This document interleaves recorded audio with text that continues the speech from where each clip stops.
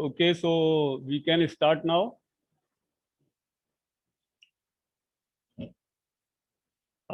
Today we are going to discuss the CPU scheduling.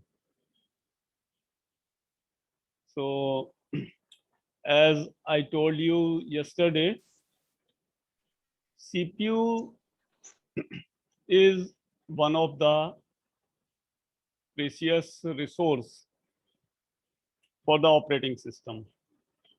And as we know, during multi-programming, many programs are there inside the memory, main memory, and if they are in executing state, so they are called as the processes. So earlier I made you the entire discussion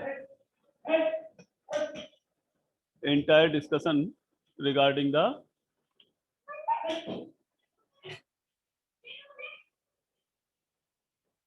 okay, 1 second.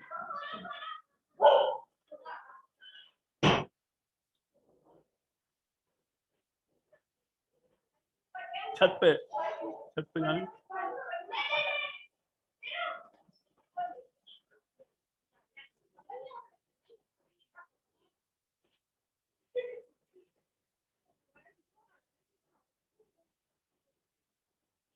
Okay, so wait for 1 minute. I am coming back.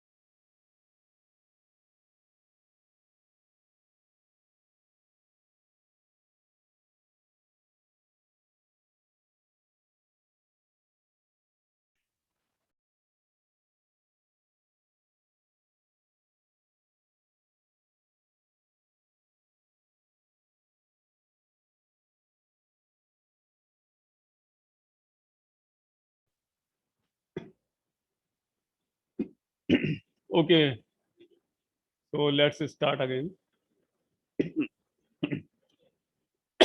तो multiple programmes होते हैं main memory में, but here the problem with the operating system is that कि operating system को ये decide करना है कि सीपीयू को किस प्रोग्राम को कितनी देर के लिए प्रोवाइड किया जाए. और मेन चीज ये है कि how the CPU will be shared among multiple programs. As we know, multiple programs are there inside main memory. So scheduling basically refers to the providing CPU time. CPU scheduling refers to providing CPU time to the different processes available in main memory for their running according to some criteria. ऐसा नहीं है कि CPU at random किसी भी process के पास चला जाएगा कितनी. उसमें कंडीशन ये भी है कि कितनी देर के लिए सीपीयू एक प्रोसेस को, एक प्रोग्राम को रन करेगा. दूसरी चीज ये है कि different programs are there and programs की प्रायोरिटी, प्राथमिकता, that is decided by the operating system कि किस प्रोग्राम को प्रायोरिटी प्रोवाइड करनी है और किस ऑर्डर में प्रोवाइड करनी है. This is the main thing. और कितनी देर के लिए सीपीयू प्रोवाइड करना है किस प्रोग्राम को, कितनी देर बाद फिर प्रोग्राम से वापस लेके दूसरे प्रोग्राम में भेजना है. And along with this many more other things. So inside this lecture I will be discussing regarding all these issues related to the allotment of the CPU to the different processes. as well as we will decide the different variety of ways, जिनको हम बोलते हैं scheduling algorithms. कितने तरीके से या कितने veg से सीपीयू को एलोकेट किया जा सकता है डिफरेंट प्रोग्राम्स को। तो coming to our first slide, read out this slide.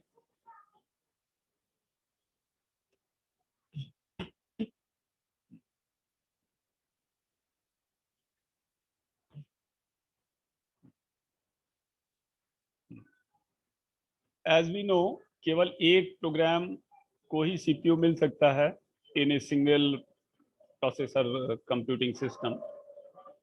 तो सीपीयू का टाइम शेयर करना is the idea of scheduling. Moving to the next slide.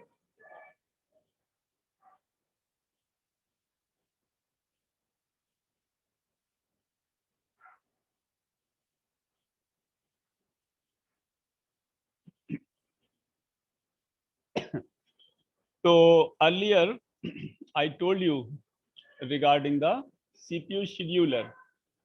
So scheduler is the module of the operating system which decide actually कि हमारा कौन सा process CPU द्वारा run होगा। और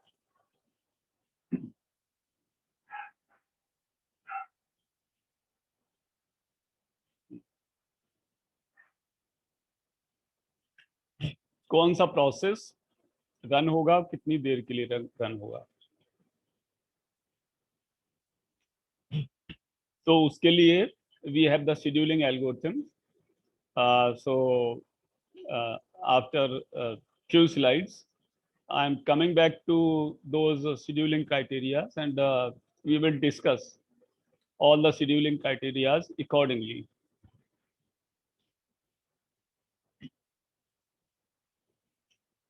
So first read out this slide, the scheduling criteria, so I can discuss it to you.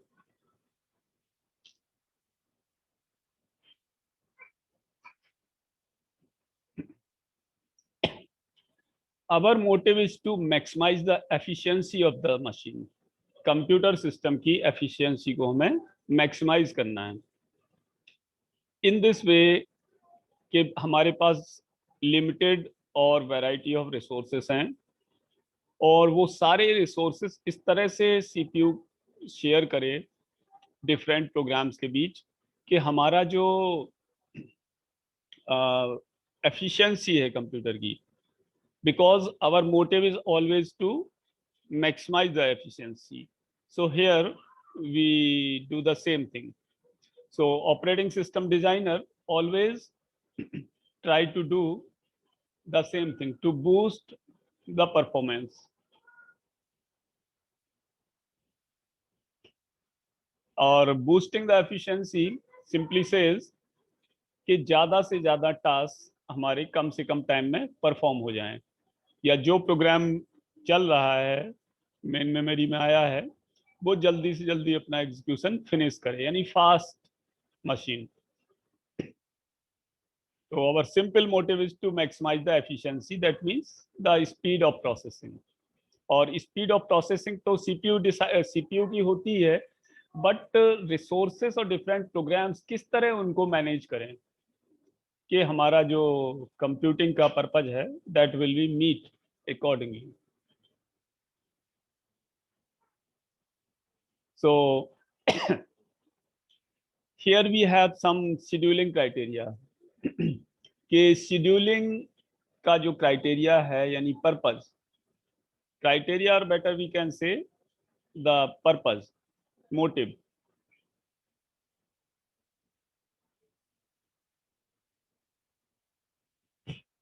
So we have the different points under this for discussion.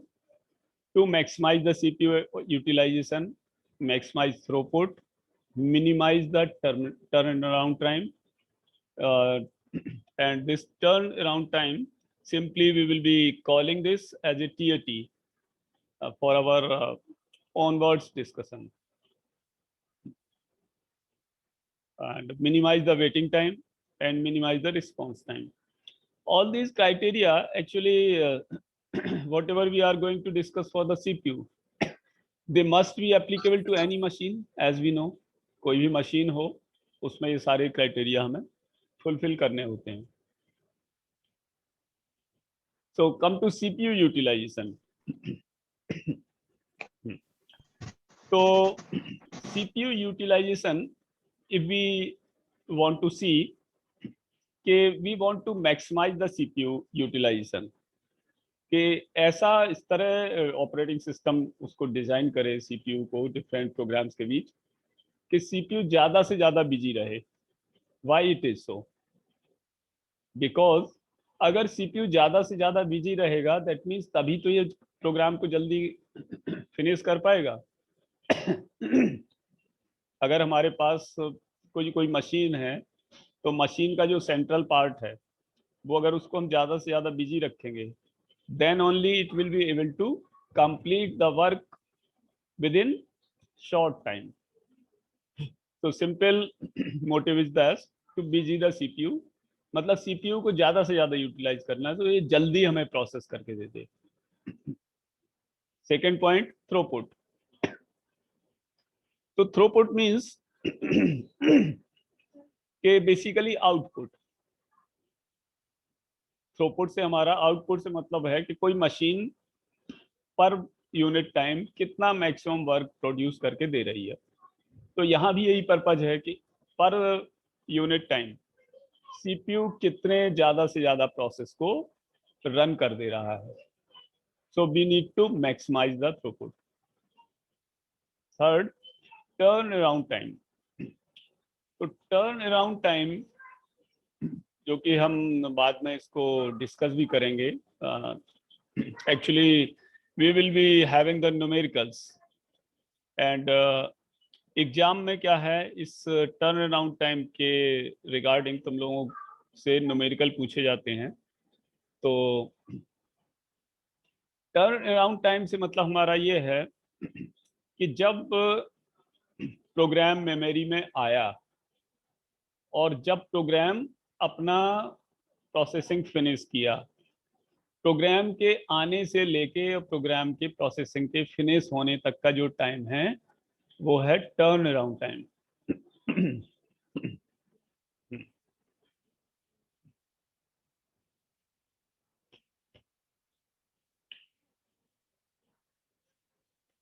Programme जब memory में submit हुआ और जब memory से finish हुआ, इसकी processing जब finish हुई. मेमोरी से तो बीच में भी प्रोग्राम हार्ड डिस्क पे जा सकता है, जैसा कि मैंने कॉन्टेक्स्ट स्विचिंग में बताया था कि अगर हमारी मेन मेमोरी यानी रैम बीच में शॉर्ट ऑफ पड़ जाती है, तो उस बीच ऑपरेटिंग सिस्टम क्या है कि एक्स्ट्रा प्रोग्राम को, जो कि अभी सीपीयू को नीडेड नहीं है, वो हार्ड डिस्क पे स्वैप कर देता है. तो उस टाइम को मिला के, मतलब सिंपल लॉजिक ये है कि मेन मेमोरी में जब ये प्रोसेसिंग के लिए आया और बीच में कोई भी मैनिपुलेशन हुआ, इसने वेट किया प्रोग्राम ने, या हार्ड डिस्क पे गया या वापस आया या कहीं कहीं भी कुछ भी हुआ, तो प्रोग्राम के वहां आने से लेके और प्रोग्राम के कंप्लीट होने तक, इसको ऐसे मान के चलो कि जैसे तुम 3 घंटे का एग्जाम देने आए, तो तुम जब रूम में एंटर हुए और जब रूम से बाहर हुए, वो वाला टाइम. अब बीच में तुमने क्या किया, बीच में वेट किया या 15 मिनट पहले आ गए, या तुमने लिखा नहीं लिखा, सोए, या नकल की पर्ची निकाली, नकल करी, कुछ भी किया या इधर उधर देखा, तो सारा टाइम मिला के तुम्हारे आने से लेके और तुम्हारे कॉपी जमा तक करने तक का टाइम, वो turn around time. Then waiting time. तो वेटिंग टाइम उस प्रोग्राम के लिए, this is a waiting time for program, and turnaround time, TAT, is also for the program. तो प्रोग्राम का वेटिंग टाइम को क्या है, जितनी देर उसको वेट करना पड़ा सीपीयू या रिसोर्सेज के लिए. जब वो मेमोरी में आ गया और अगर सीपीयू फ्री नहीं है या कोई रिसोर्स फ्री नहीं है या फाइल नहीं फ्री है या उसको डेटाबेस नहीं मिल रहा है, तो जब वो मेमोरी में आया और जब उसका एग्जीक्यूशन फिनिश हुआ, तो आने से और एग्जीक्यूशन फिनिश होने के बीच जितने टाइम इंटर के लिए उसको वेट करना पड़ा प्रोग्राम को, प्रोसेस को, तो that is the waiting time. फिर है रिस्पॉन्स टाइम। रिस्पॉन्स टाइम से मतलब ये है कि जब प्रोग्राम आया मेमोरी में, तो आने के तुरंत बाद तो प्रोसेसिंग स्टार्ट होती नहीं है, it need to take some time. जब रिक्वेस्ट सबमिट हुई, इसको ऐसे मानो कि जैसे हम बाइक चला रहे हैं, तो बीच में अगर कोई गाय भैंस कुत्ता आ जाता है, तो हमारा दिमाग में कम से कम 1 सेकंड का 10वां या 20वां हिस्सा कुछ टाइम तो हमारा दिमाग यूज करता है कि ब्रेक लगाने हैं, कि क्लच लेना है, कि गियर बदलना है। ऐसा तो है नहीं कि बिल्कुल जीरो टाइम। एक्चुअली जो हमारा बाइक और ब्रेक के बीच का टाइम है, वो टाइम इतना मेजरेबल नहीं होता है, वो मिली सेकेंड के ऑर्डर का होता है। लेकिन सीपीयू के लिए तो नैनो सेकेंड का ऑर्डर का, माइक्रो सेकेंड के ऑर्डर का टाइम भी कंसीडरेबल होता है। तो कोई प्रोग्राम आया जितने नैनो सेकेंड उसको डिसाइड करने में लगा प्रोसेसिंग के लिए, तो that is the response time. Response मतलब कि एक आदमी ने कुछ बोला और दूसरे ने कुछ रिस्पॉन्ड किया। तो ऐसा तो है नहीं कि जैसे एक ने बोला तो दूसरा तुरंत रिस्पॉन्ड कर देगा, भले ही वो टाइम तुम्हारा 1 मिली सेकेंड हो या 1 नैनो सेकेंड हो, but that time is measurable, considerable for the CPU. So these were the 5 criteria which need to be considered for CPU scheduling, and that is the purpose. Now come to type of scheduling. So read out this slide, then I will discuss the type of scheduling.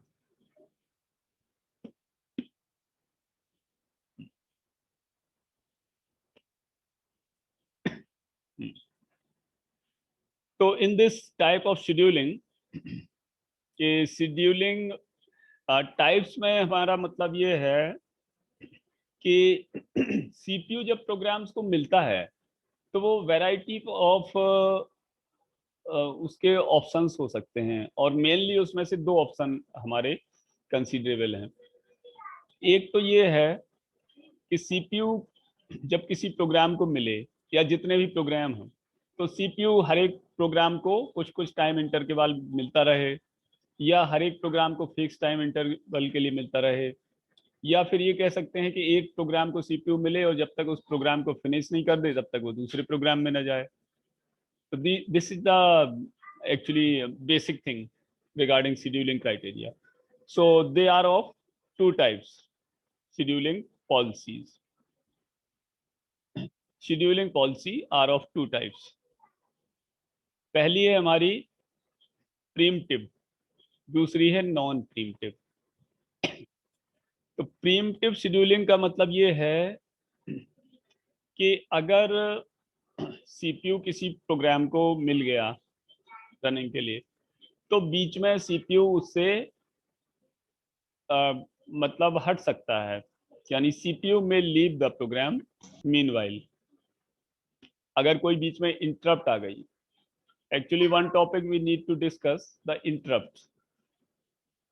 तो interrupt detail में हम discuss करेंगे बाद में, but interrupt को इस तरह मान के चलो कि सीपीयू कोई टास्क कर रहा है और तुमने सीपीयू को कोई व्यवधान, इंटरप्ट प्रोवाइड कर दिया। Interrupt can be provided either by the user or by the operating system. Interrupt का कारण ये हो सकता है कि जैसे एक प्रोग्राम रन कर रहा है और हमने बीच में कुछ प्रोवाइड कर दिया, कुछ कर दिया, तो वो प्रोग्राम अब ओएस डिसाइड करेगा कि सीपीयू उस प्रोग्राम से दूसरे प्रोग्राम में स्विच हो या ना हो। तो प्रीम्प्टिव शेड्यूलिंग ये बोलता है, इट सेज कि CPU can be removed from one program. Please don't make a noise. Students are getting disturbed.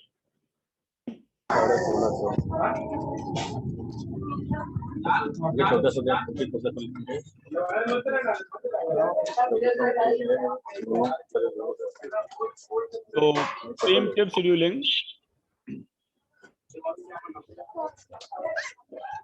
says कि processing is being done by the CPU of different program. तो CPU जिस programme को run कर रहा है उससे ये हट सकता है, दूसरे प्रोग्राम में जा सकता है। अब और दूसरा है नॉन प्रीम्प्टिव शेड्यूलिंग। तो नॉन प्रीम्प्टिव शेड्यूलिंग ये बोलता है कि अगर सीपीयू एक प्रोग्राम को रन कर रहा है तो ये उस प्रोग्राम से तब तक नहीं हटाया जा सकता जब तक उस प्रोग्राम को ये कंप्लीटली फिनिश ना कर दे। प्रीम अब इसका एक एग्जांपल मैं बताता हूँ कि अगर हम कुछ ऑपरेटिंग सिस्टम जैसे लाइनेक्स इंस्टॉल कर रहे हैं और बीच में अगर हम सीडी से इंस्टॉल कर रहे हैं तो सीडी को अगर हम बाहर इजेक्ट करते हैं तो सीडी बाहर इजेक्ट नहीं होती है। दिस इज ए इंटरप्ट कि यूजर ने एक इंटरप्ट प्रोवाइड की कि सीडी बाहर आ जाए, बट जब तक इंस्टॉल नहीं हो जाएगा या फिर सिस्टम बंद नहीं हो जाएगा तो इट वॉन्ट कम आउटसाइड। लेकिन कुछ ऑपरेटिंग सिस्टम जैसे विंडोज, उसमें तुमने इंटरप्ट प्रोवाइड की, सीडी को बाहर करने को किया तो वो बाहर आ जाएगा। तो दैट मीन्स कि जो नॉन प्रीम्प्टिव है, अगर तुम लाइनेक्स इंस्टॉल कर रहे हो that is a kind of non preemptive, लेकिन जो अदर सॉफ्टवेयर हैं वो प्रीम्प्टिव है। इसी तरह अगर ऑपरेटिंग सिस्टम ने कोई और डिमांड भेजी, suppose release of some resources by the CPU, तो सीपीयू विल डिसाइड, मतलब ओएस विल डिसाइड कि सीपीयू को उस प्रोग्राम से हटाया जाए या ना हटाया जाए। So let's discuss the preemptive scheduling. Read out this, whatever I discussed recently to you.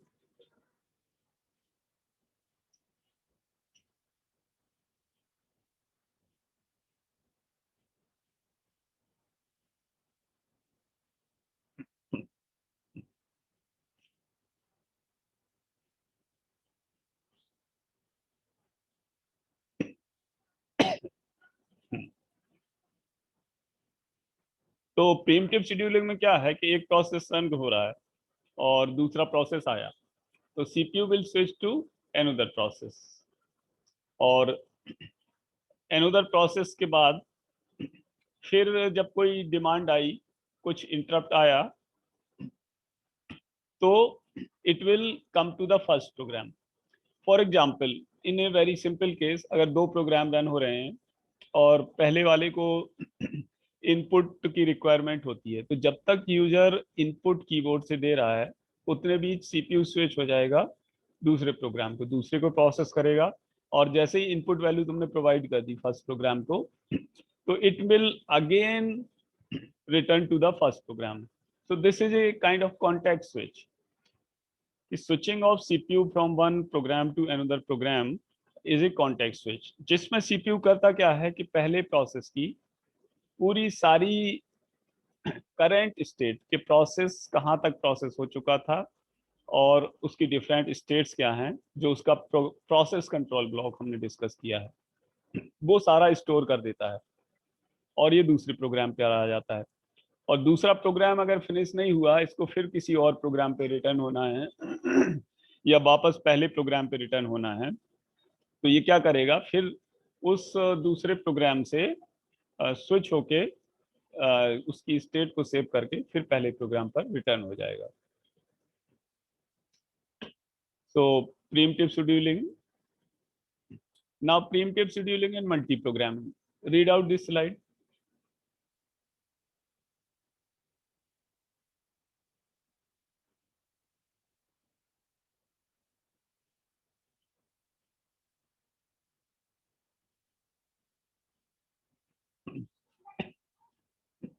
तो multi programming, preemptive scheduling means यही है। Main issue is the fairness,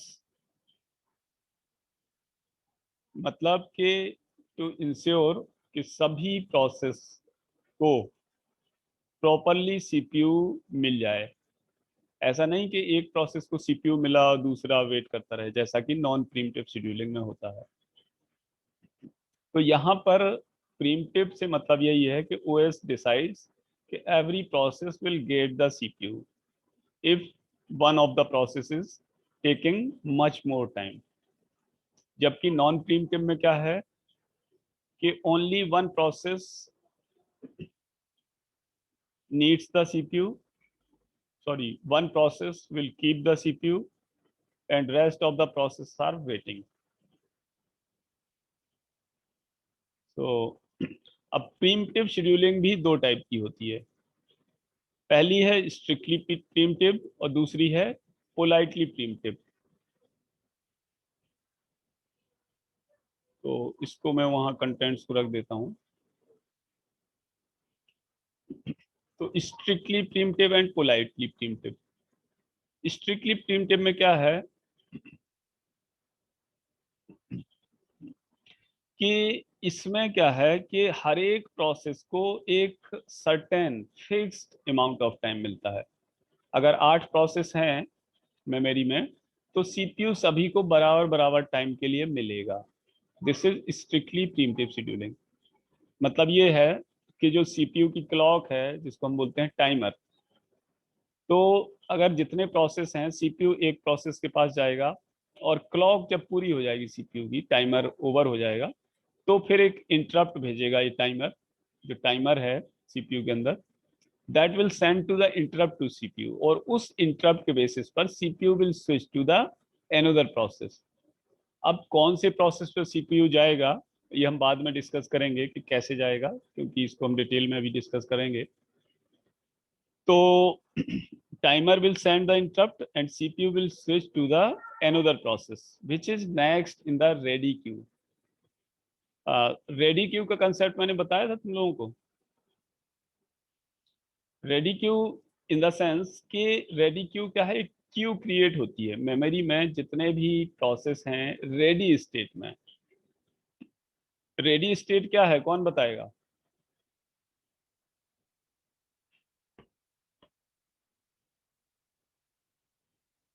who will answer regarding ready queue?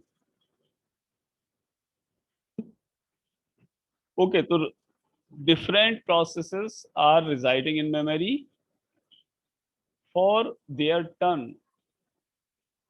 to get the CPU। CPU को मिलने के लिए, यानी CPU की requirement के लिए बहुत सारे प्रोसेस मेन मेमोरी में हैं। तो जो प्रोसेस मेन मेमोरी में है वो हमारे रेडी क्यू के फॉर्म में होते हैं। मेमोरी में क्यू बनती है, जो whatever queue you have been studied in the data structure. तो in that queue different process are residing, और क्यू से जब पहला प्रोसेस उतनी देर के लिए रन हो गया जितनी देर के लिए जो टाइम क्वांटा है, तो वो प्रोसेस क्यू में फिर रियर एंड पर पहुंच जाएगा, और क्यू के फ्रंट में जो प्रोसेस आएगा अब सीपीयू उसको मिल जाएगा। फिर उतनी देर के लिए सीपीयू रन हुआ, फिर वो प्रोसेस फ्रंट ऑफ क्यू से हटके फिर रियर एंड पर पहुंच जाएगा। तो स्ट्रिक्टली प्रीम्प्टिव शेड्यूलिंग का जो एग्जांपल है वो है round robin scheduling, which will be discussed later. इसी चैप्टर में जब हम टाइप्स ऑफ शेड्यूलिंग आएंगे, शेड्यूलिंग एल्गोरिथम के टाइप, तो हम उसमें डिस्कस करेंगे। Now come to politely preemptive. तो politely preemptive says, first read out this slide.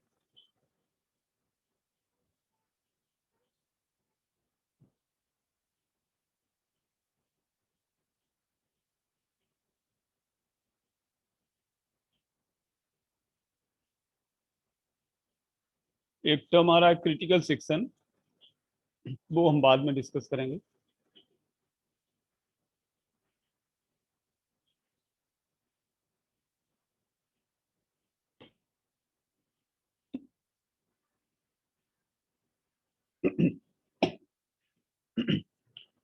तो whenever processes are running in memory, कुछ प्रोसेस ऐसे होते हैं कि which cannot be interrupted। They are running continuously, मतलब कि they need to be interrupted, they need not to be interrupted. So politely primitive says कि polite, not the strict rule. That means OS decides depending on certain criteria कि process, इसमें क्या है, equal time नहीं होता हर एक process को, किस प्रोसेस को अकॉर्डिंग टू नीड कितनी देर के लिए चलाना है। मतलब कि ओएस डिसाइड करेगा कि सीपीयू को कितनी देर के लिए किस प्रोसेस को देना है। दे आर एट रैंडम, और बीच में अगर कोई ऐसा प्रोसेस आता है जिसको एग्जीक्यूट, कंप्लीट एग्जीक्यूट होना जरूरी है, then it will be executed completely, और rest of the process will decide the CPU time, कि थोड़ा प्रोसेस हुआ फिर सीपीयू दूसरे पर पहुंच गया। In a very simple case, if we see कि अगर हम कॉपी के लिए 3 फाइल लगा दें, तो कभी तुमने देखा है, ध्यान दिया होगा कि कॉपी, तीनों कॉपी एक साथ होती है। एक साथ का मतलब ऐसा नहीं है कि अगर तुमने एक कॉपी हो रही है, दूसरी कॉपी लगाई है, तो उसमें क्या हो कि पहली वाली कंप्लीट हो जाए तब दूसरा कॉपी शुरू हो। मतलब CPU data will be sending continuously from, मतलब कि कंटिन्यूसली इन द सेंस कि कुछ देर इसको मिला, कुछ देर उसको मिला, तो ऐसे प्रोसेसिंग चलती रहती है। कभी कभी देखा होगा दूसरी वाली कॉपी फास्ट हो जाती है, कभी पहली फास्ट हो जाती है, कभी थोड़ा रुक जाती है, तो CPU is switching between these two. तो सिमिलर इज द केस कि अगर कॉपी नहीं है, कोई अदर प्रोग्राम्स हैं which are taking much more time, suppose downloading, so it will be taking, अगर तुमने एक से ज्यादा डाउनलोड लगा दिए, they will again be downloaded but slowly, because CPU is switching from one program to another program. You are executing some other program, compiling, downloading भी हो रहा है, compile भी कर रहे हो, तो compiling becomes somewhat slow as well as the downloading also. जैसे जैसे हमारे number of programs बढ़ते जाएंगे, तो processing will be slowed down, memory will be occupied more.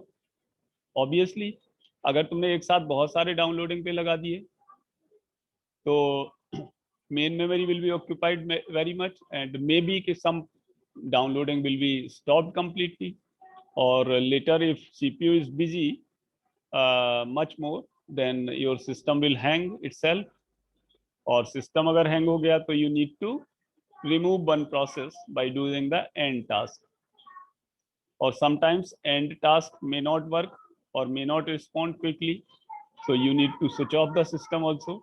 That means you just need to remove all the processes and stop working of the operating system.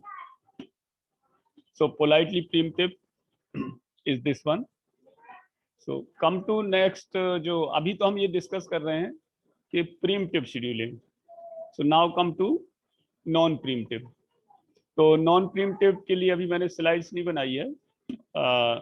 Late me write some point for non preemptive also. जैसे कि मैंने बताया कि non प्रीम्प्टिव क्या है. It is the case कि अगर CPU एक प्रोसेस को मिल गया कंप्लीटली, देन जब तक उस प्रोसेस को कंप्लीट नहीं कर लेगा, तब तक ये दूसरे प्रोसेस को नहीं जाएगा. तो दिस इज नॉन प्रीम्प्टिव. तो let me give you the idea of non प्रीम्प्टिव.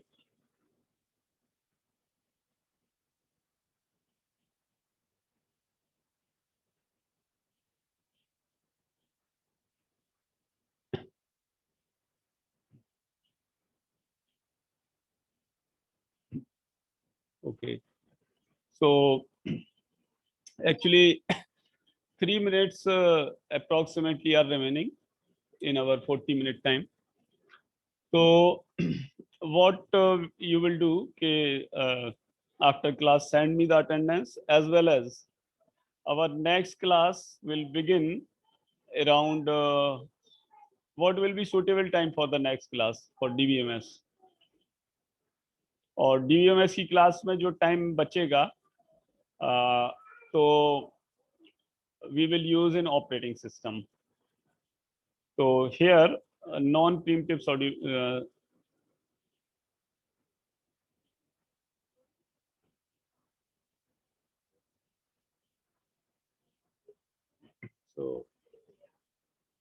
So read out this slide.